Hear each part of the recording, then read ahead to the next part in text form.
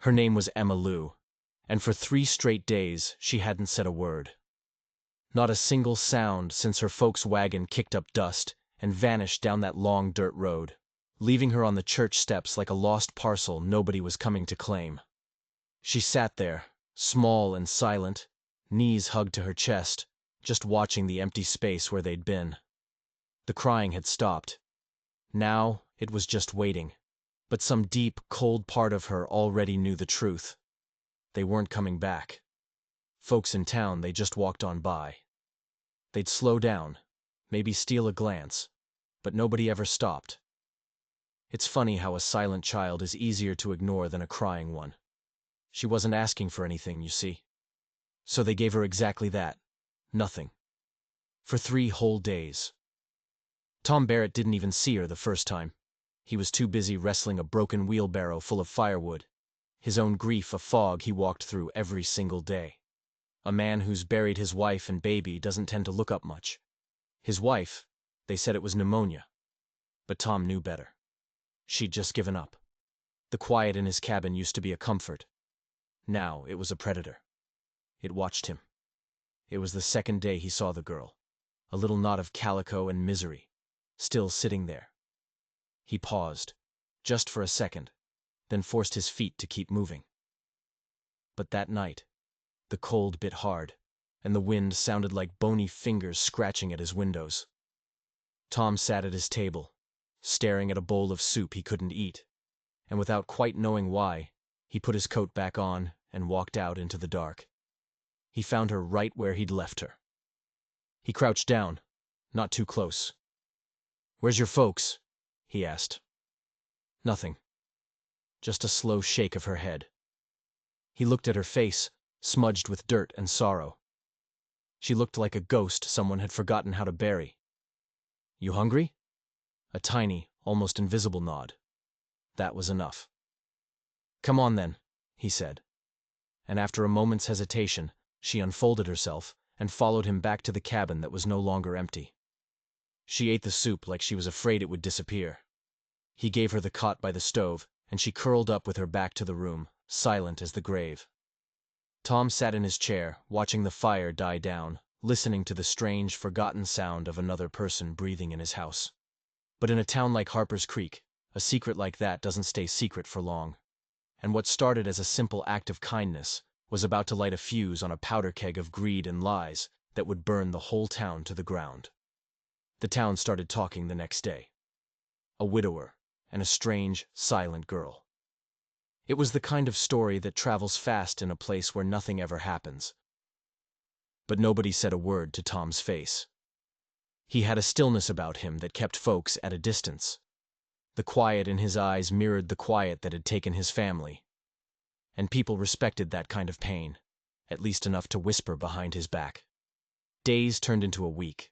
Emma Lou still hadn't spoken, but a new rhythm settled into the lonely cabin. She'd follow him into the woods, gathering kindling while he chopped. She'd help feed the chickens, her movements small and careful. But Tom saw things. He saw the way she'd flinch if he moved too fast, the way she'd wait for him to eat first before she ever touched her own food, and the way she always slept with her back pressed tight against the wall, as if she expected an attack to come from the open room. Someone had taught this child that the world was not a safe place. One morning, he found her on the porch before sunrise, scrubbing the boards with a cold, wet rag. "You don't need to do that," he said, his voice gentle. She didn't stop. He knelt beside her. After a long moment, he asked the question that had been eating at him. "Did they hurt you?" She didn't move, didn't nod, didn't shake her head. She just kept scrubbing, harder now, trying to wash away something that wasn't on the wood. That's when Tom knew. Her silence wasn't just sadness. It was a shield. He hitched the mule that afternoon and went to town. He came back with fabric for a new dress and a pair of sturdy boots, leaving them on a chair for her without a word. The next morning, she was wearing them. A small change, a tiny crack in the wall she'd built around herself. But it wasn't just a wall. It was a fortress. And the people she was hiding from were on their way back. Word came down from the marshal 2 weeks later. Her so-called parents had been spotted up north, trying to offload stolen silver. When they got cornered, they started spinning a story about a daughter they'd had to leave behind in Harper's Creek, a daughter they claimed had been stolen from them. The marshal rode out to Tom's place, his face grim. "Her father's telling everyone you snatched her," the marshal said, spitting a wad of tobacco into the dirt. "Says he's coming back to get her." Tom's hand tightened on his axe handle. "They left her here to die." "I believe you," the marshal said. "But the law doesn't always run on what a man believes. You'd best be ready." That night, the quiet in the cabin was different. It wasn't peaceful. It was charged. As Tom stared into the fire, Emma Lou came and stood beside his chair. In a voice as dry as autumn leaves, she asked the question that changed everything. "If they come back, do I have to go?" He looked at her then. Really looked at her. Her eyes weren't a child's eyes. They were old and tired. "No," he said, his voice rough. "Not unless a judge himself makes me send you." She nodded, and for the first time, a flicker of something other than fear crossed her face. As she turned to go back to her cot, she paused. "Thank you," she whispered. It was the first time he'd heard her say more than a single word. And Tom knew, right then and there, that he wasn't just giving a little girl a roof over her head. He was standing between her and a world that had already tried to destroy her once, and he'd be damned if he let it try again. By the end of the month, the town wasn't just whispering. It was staring. People have a way of distrusting things they can't put a label on, and a grieving widower with a silent, haunted little girl didn't fit into any of their neat little boxes. The preacher's wife, a woman named Mrs. Amos, stopped by with a basket of biscuits and a heart full of suspicion. She smiled with her mouth, but her eyes scanned the small cabin, searching for sin. Emma Lou just stood in the doorway, a shadow that wouldn't speak, until the woman left in a huff, muttering about Christian households. But it wasn't just the church folk. A man named Wendell Coyle, the sly-eyed owner of the general store, cornered Tom one morning. Wendell had a reputation for knowing things he shouldn't, and for turning a profit on other people's misery. "Heard you got yourself some company," Wendell said, his voice slick with insinuation. "I hear things, Barrett. Hear her folks are in a world of trouble. That kind of trouble can spread. Best not to let it touch you." Tom just stared at him, his silence a wall. As he turned to leave, Wendell called after him. "You let me know if you change your mind. I got connections. Could find that girl, profitable placement." Tom didn't look back, but that night he put a second, heavier lock on his door. Then there was Evelyn Raleigh. A widow herself, she'd lost her husband in the same fever that took Tom's baby. The town had half expected the two of them to find solace in each other, but a wall of unspoken grief had always stood between them. Still, after Emma Lou arrived, Evelyn started stopping by, bringing bread or milk, her eyes sharp and assessing. "I'm not asking questions, Tom," she said one afternoon, watching Emma Lou sketch in the dirt with a stick. "But people are. They want to know what you're doing with her." "I'm giving her a place to be," Tom said simply. "She's not yours." "No," he agreed, "but she's not anyone else's either." Evelyn's lips pressed into a thin line. "You think they're really coming back for her?" "They'd be fools to," Tom muttered. Evelyn's gaze was steady. "Fools are often the loudest, Tom." And she was right. The marshal rode out again a few weeks later, his horse lathered and his face tight. "They hit a dry goods store 2 towns over," he said, not needing to explain who they were. "Stole a wagon. They're moving fast, and they're asking about the girl, offering money for information, saying she was taken by force." Tom felt a cold knot form in his stomach. Money had a way of making honest people forget what was right. And sure enough, the very next night, Wendell Coyle appeared at the edge of his property. He didn't come to the door, just stood by the fence like a vulture waiting for something to die. "I had a visit," Wendell said, his voice a low growl. "2 people. Described a little girl perfectly. Offered $50 for her location." Tom said nothing. Wendell's eyes flickered toward the cabin window, where a lamp cast a warm glow. $50 turns a lot of heads, Barrett. I told them I didn't know anything. This time. But I'm just one man. Tom stepped closer, his voice like rocks grinding together. You so much as whisper her name to anyone again, Wendell, and I'll bury you so deep no one will ever find the body. Wendell's smirk vanished. He just tipped his hat and walked away into the darkness. But the threat wasn't gone. It was just getting started. The pieces were moving on a board Tom was only just beginning to see, and he and the little girl were standing right in the center of it. The town was now a web of half-truths and suspicious glances. Every friendly nod felt like a lie. Every quiet street felt like an ambush waiting to happen. Evelyn started asking more pointed questions, not out of neighborly concern, but like she was putting together a puzzle she already knew the shape of. Tom even saw her talking to the marshal in hushed tones down by the creek, their heads close together. They both looked over when he approached, their conversation dying instantly. Something was wrong. The threat wasn't just coming from outside anymore. It was inside the town, festering. One morning, Emma Lou found a note tucked under the porch steps. A single cruel sentence scrawled on a scrap of paper. She doesn't belong to you. She handed it to him, her face a blank mask, but her hands were trembling. Tom burned the note in the stove, watching the words curl into black ash. That night he didn't go to bed. He sat in his chair with his rifle across his lap, watching the shadows dance outside the windows. The fear wasn't the worst part. It was not knowing who to fear. Her parents were a distant storm, but the real danger was the lightning that could strike from right here in town. He had always believed you could judge a man by looking him in the eye. But now, even the men he'd known his whole life couldn't seem to meet his gaze. And a cold dread settled in his gut. If it came down to it, who in this town would stand for a broken little girl against a story backed by money? Emma Lou seemed to feel it too. She was quiet. But it was a different kind of quiet now. Not scared, but watchful. One night, she looked up at him from the rocking chair, her feet not even touching the floor. They won't stop, will they? She asked, her voice barely a whisper. No, Tom said, the truth heavy in his mouth. They won't.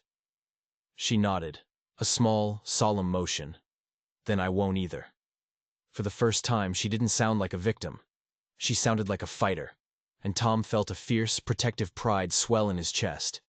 Maybe he wasn't just saving her. Maybe they were saving each other. But the question remained, hanging in the silent air between them. Would it be enough when the storm finally broke? The knock on the door came just before dawn. It wasn't loud or frantic, just two soft taps, hesitant. Tom was already awake, cleaning his rifle at the kitchen table. The slow, methodical work calmed his frayed nerves. He opened the door to find Evelyn, her shawl pulled tight around her, her face pale in the gray light. You need to come with me, she whispered, her eyes wide with urgency. Now. What is it? Tom asked, stepping onto the porch. It's the preacher, she said, her voice tight. He's been with the marshal all morning. He's got papers, Tom, official-looking documents. He's claiming Emma Lou was legally bound to a family up in Montana. Adoption papers, he called them. Says you're holding her illegally. That's a lie, Tom growled. I know it's a lie, Evelyn snapped. But the law doesn't care what we know. It cares what's on paper. And right now the paper says she's not yours. And it wasn't just the preacher. The whole town had turned. Wendell Coyle had been seen sharing a bottle with the preacher just last night, their heads bent together in conspiracy. The friendly faces had vanished, replaced by cold shoulders and averted eyes. The silence was thick, suffocating. Why are you telling me this, Evelyn? Tom asked, his voice low. Her jaw tightened. Because I know what it's like to lose a child. And because I know you're not a thief. She stepped closer, her voice dropping even lower. They're coming for her, Tom. Maybe today. The marshal is trying to stall, but he can't ignore a warrant. He was about to thank her, to turn back inside and barricade the door, but she grabbed his arm. There's more, she said, her eyes dark. I saw her, the woman, Emma Lou's mother. She came into Wendell's store yesterday, said her name was Hannah, said she was looking for her niece, but then I saw her look at Emma Lou playing outside. Tom, That wasn't the look of a long-lost aunt.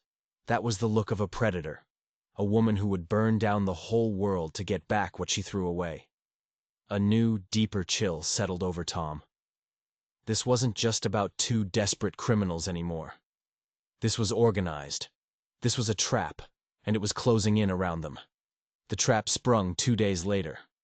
It started with Wendell Coyle, drunk and belligerent at the saloon, waving a telegram in the air. He was shouting for all to hear that justice was finally coming for the child snatcher Tom Barrett. By the time the marshal got there, a crowd had gathered. The telegram was real, or real enough. It came from a judge in Montana, naming Emma Lou's parents as her legal guardians and ordering her immediate return. Tom knew, with a certainty that made him sick, that the telegram had been paid for. The marshal met him on the road to his cabin. "I have to see the girl, Tom." "No," Tom said, his voice flat. "Don't make me do this," the marshal pleaded, his face etched with regret. "The law gives me no choice." "Then the law is wrong." Tom didn't wait for an answer. He turned and walked back to his cabin. Emma Lou was on the porch, waiting. She had heard the shouting. "They're going to take me," she said, her voice devoid of emotion.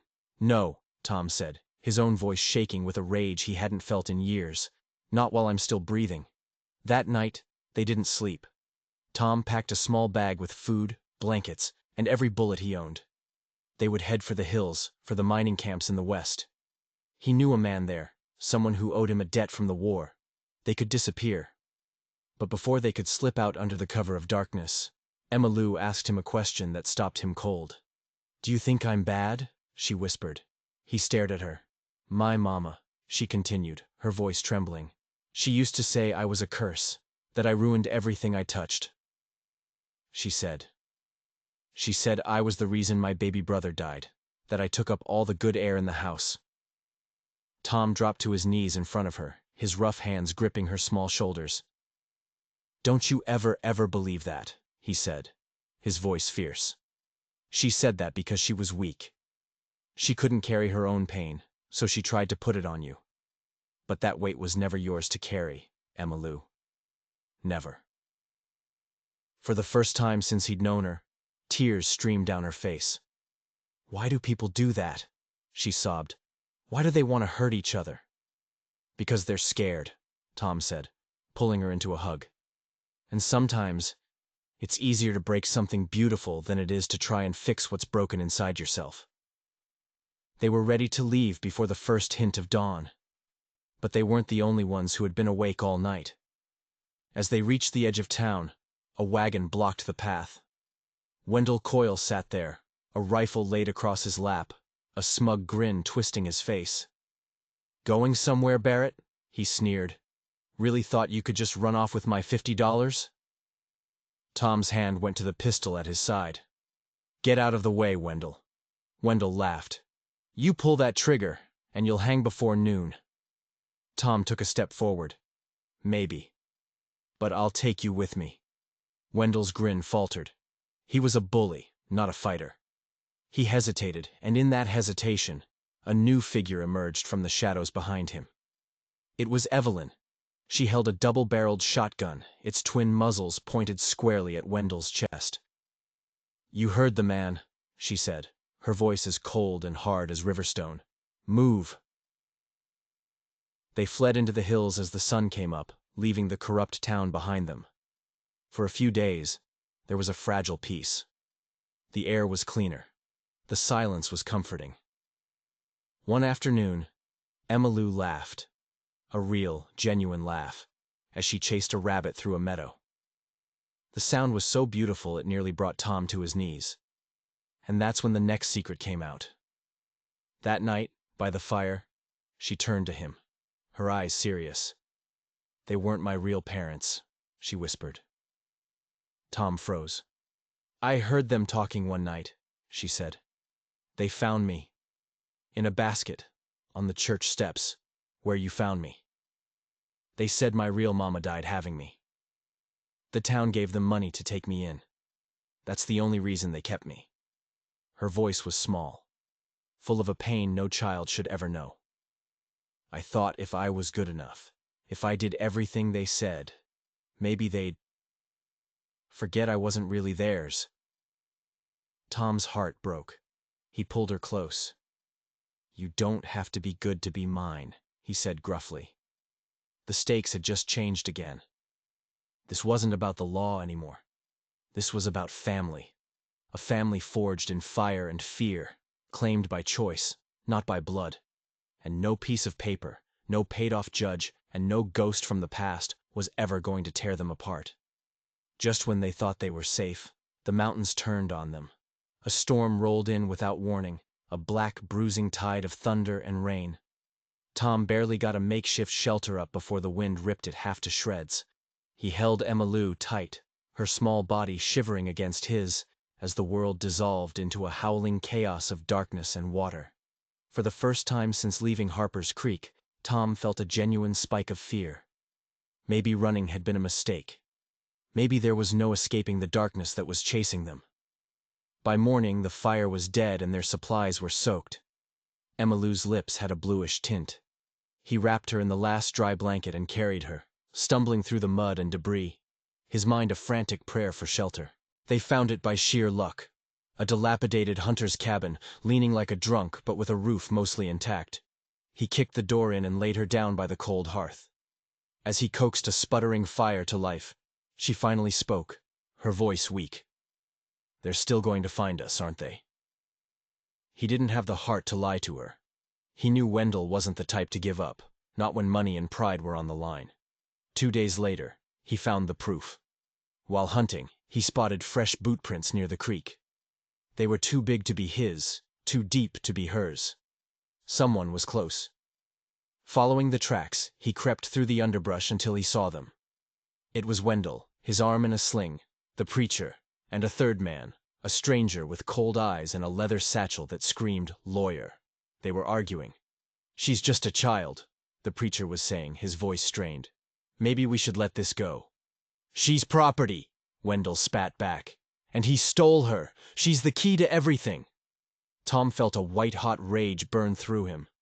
They didn't see her as a person. She was a key, a thing, a piece of property. That night, Emma Lou fell into a fever. Tom sat by her side, wiping her brow with a cool cloth, listening as she mumbled names in her delirious sleep. He felt a crushing helplessness. Her past was a fog of lies he couldn't penetrate, and her future was a storm he couldn't outrun. The next morning, just as his hope was beginning to fade, Evelyn appeared at the cabin door, soaked and breathless. "They're close," she gasped. "Wendell's not just coming for her, Tom. He's got a judge with him, a traveling magistrate who's been bought and paid for. They're planning to take her by force and have the paperwork signed on the spot." "But why?" Tom demanded. "Why go to all this trouble for one little girl?" Evelyn's face was grim. "It's not about her. It's about what she represents. Her real parents, the ones who left her in that basket, they were from a wealthy family back east. They were disowned, but there was a trust, a huge land settlement from the government. The claim can only be collected by a direct heir. Emma Lou." The whole ugly picture snapped into focus. Her parents were just hired hands, meant to keep her hidden until the time was right to cash in, Evelyn explained. But they got greedy and ran. Now Wendell and the preacher have gotten wind of the real prize. She's not worth $50, Tom. She's worth a fortune. Just then, Emma Lou appeared in the doorway behind them, her face pale, her eyes wide with a terrible understanding. "They don't want me," she whispered, her voice cracking. "They just want what I'm worth." That night, Tom sat by the fire, his rifle across his lap, his face a mask of stone. Evelyn sat with him in the heavy silence. "You're going to do something," she said. It wasn't a question. "I'm going to end it," he murmured. "Before they get to her. Before she has to hear one more person call her property." Evelyn looked at him, her own grief-hardened face unreadable. "You're talking about spilling blood." "I'm talking about justice," he replied. She didn't argue. After a long moment, she stood. "I'll help you protect her," she said, "but I won't watch you become a monster to do it." The next morning, Evelyn and Emma Lou woke up to find Tom gone. He'd left a note scrawled on a piece of bark. Stay with Evelyn. I'll be back. He tracked the three men to a burned-out trading post. Wendell was bragging. The lawyer was studying maps, and the preacher was staring into the fire, looking sick to his stomach. Tom didn't sneak. He didn't hide. He walked right down into their camp, his rifle held loosely at his side. Wendell saw him first, a triumphant grin spreading across his face. "Well, look who decided to bring back my property." "She's not yours," Tom said, his voice dangerously calm. "She ain't yours either," Wendell shot back, his hand moving towards his pistol. He was too slow. Tom's rifle came up in a blur. The shot echoed through the canyon. Wendell dropped to the ground, screaming, clutching a shattered collarbone. The preacher yelped in terror. The lawyer froze, his face as white as his papers.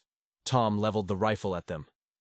"I didn't come here to kill you," he said, his voice like ice. "I came here to make sure you understand. You come near her again, you so much as think her name again, and the next bullet won't miss." He turned his cold gaze on the lawyer. "Burn those papers. You ever try to use the law to touch that child again, I'll cut off your hands and feed them to you." No one moved. No one breathed.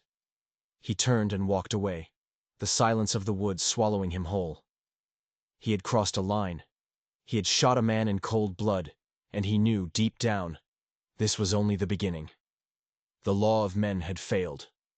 Now, it was time for his own.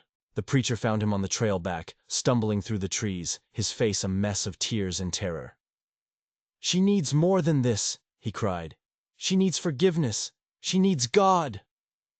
Tom turned, his eyes burning with contempt. "From who? From God? God didn't abandon her on a church step. Her parents did. And you did nothing." The preacher collapsed, sobbing, and confessed everything. He'd known from the start that Emma Lou wasn't their child. He'd seen the bruises, heard the cruel words.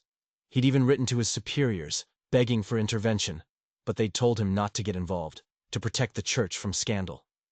"So you stayed quiet," Tom said, his voice flat. "I didn't know what else to do," the preacher whimpered.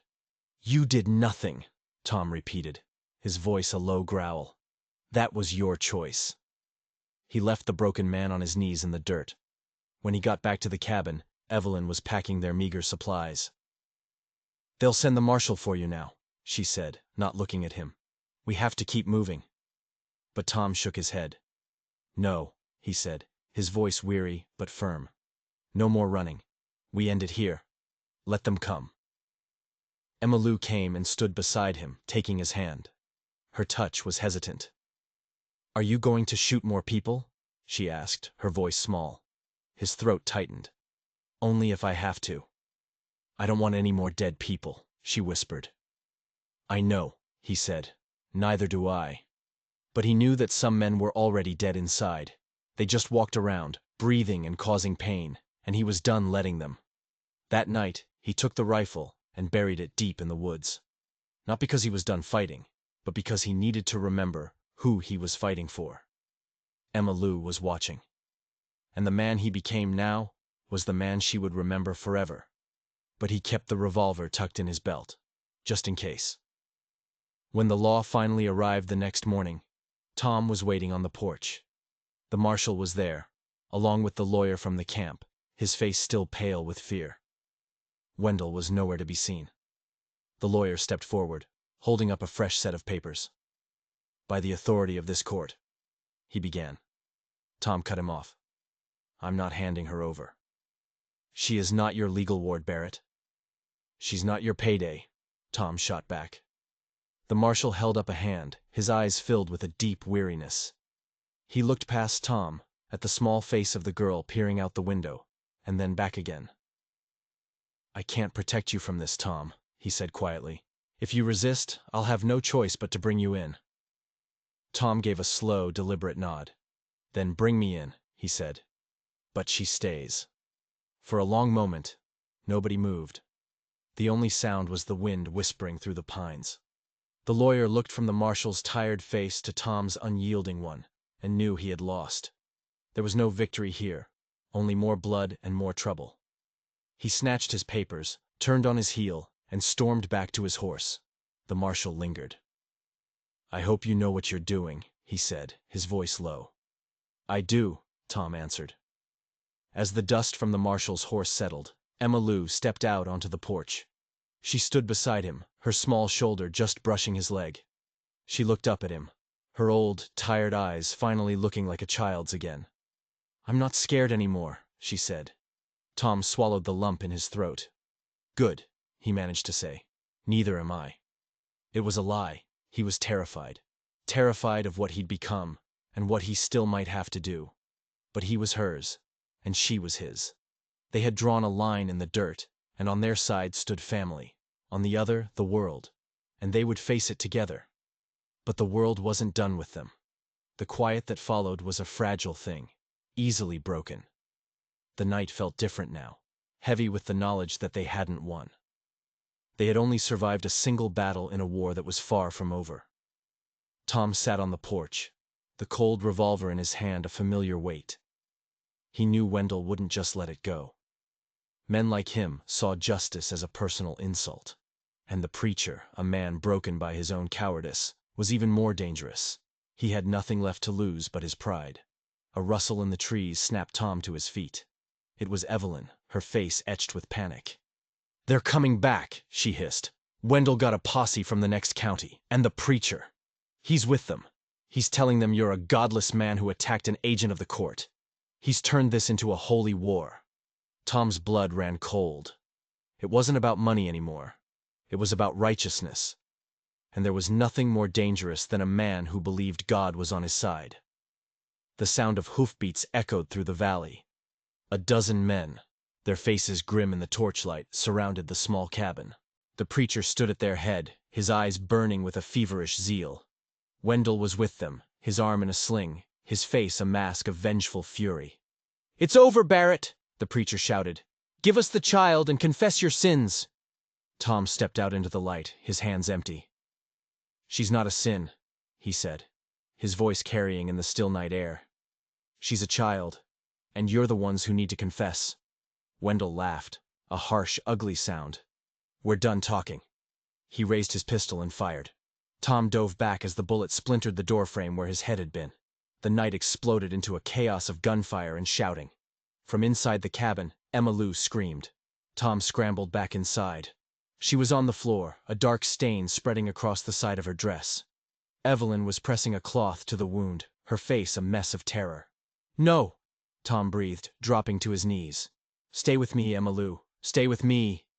Her eyes were wide with pain and fear. "I'm scared," she whimpered. The door crashed open. Wendell stood there, his gun aimed at Tom's chest. Tom didn't hesitate. He grabbed the revolver from his belt and fired twice. Wendell staggered back out the door, cursing. The gunfight raged outside, but Tom's world had shrunk to the small, wounded girl in his arms. The door burst open again. It was the marshal, his face grim. "Drop it, Tom!" he commanded. "She's hurt," Tom pleaded, his voice breaking. "If you want her, you'll have to kill me first." The marshal looked from Tom's desperate face to the bleeding child, and his resolve wavered. Just then, the preacher charged through the door, his face contorted in a mask of insane rage, a knife in his hand. The marshal shouted a warning, but Tom was faster. He fired his last bullet. The preacher collapsed, a look of shocked surprise on his face, before crumpling to the floor. The fight outside died with him. The posse, leaderless and shaken, faded back into the night. Tom sank to the floor, his breath coming in ragged sobs. Evelyn grabbed his arm. "She needs a doctor, Tom. She's losing too much blood." He knew she was right, but the nearest doctor was a day's ride away, back through the very towns that had condemned them. As dawn broke over the blood-soaked clearing, Tom made his choice. He couldn't save himself, but maybe, just maybe, he could still save her. He lifted her gently into his arms. "We're going home, kid," he whispered. "Wherever that is." He looked at the marshal, who simply nodded, his face full of a terrible understanding. There would be no arrest. There was no law left here that mattered. There was only a man, a child, and the long, uncertain road ahead. The sun cast long, weary shadows as Tom carried Emmylou away from the cabin, leaving the bodies and the broken promises behind.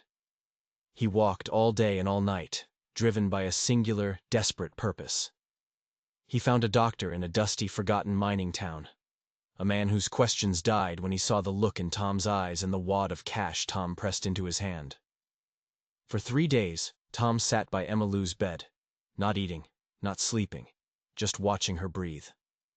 Back in Harper's Creek, the story became a legend. They said the preacher had been struck down by God for his hypocrisy. They said Wendell Coyle had simply disappeared, though some claimed to have found his body weeks later, half-eaten by wolves. The church sent a new preacher, a quiet man who never mentioned the scandal. The town settled back into its sleepy routine, the silence a shared secret, a collective shame they would all carry to their graves. Evelyn Raleigh stayed, a silent monument to the violence, her eyes holding a knowledge that set her apart from everyone else. Emmylou survived.